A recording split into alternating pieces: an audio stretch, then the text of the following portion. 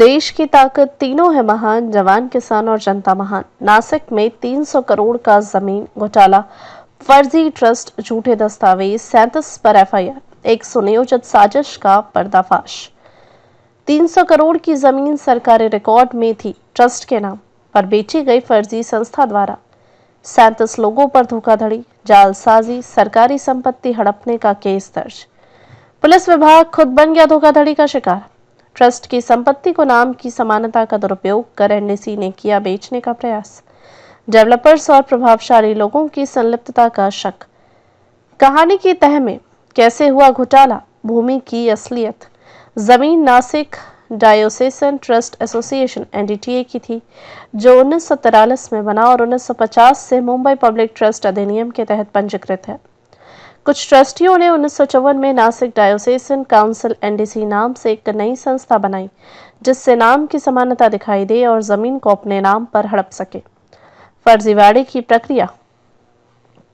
1996 में एक ही निजी कंपनी हरियाली एग्रीकल्चर के साथ एनडीसी ने जमीन पर नोटरी एग्रीमेंट कर लिया।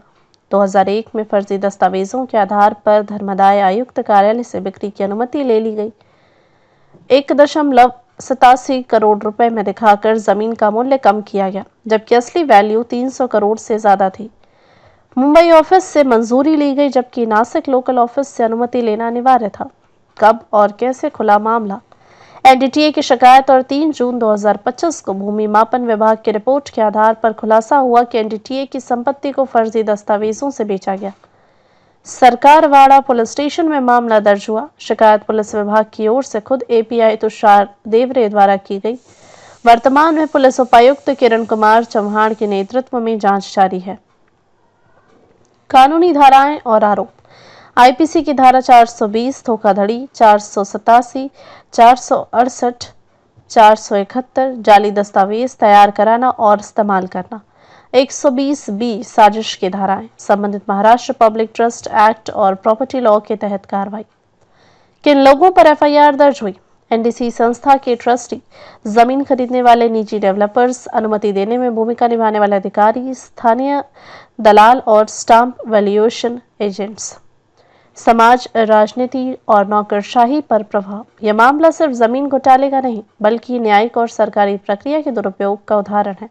इसमें स्थानीय राजनेताओं, प्रभावशाली बिल्डरों और प्रशासनिक अधिकारियों की मिलीभगत की आशंका गहराई से जताई जा रही है। पुलिस की निष्पक्षता को चुनौती देने वाला मामला, क्योंकि विभाग खुद पीड़ित है।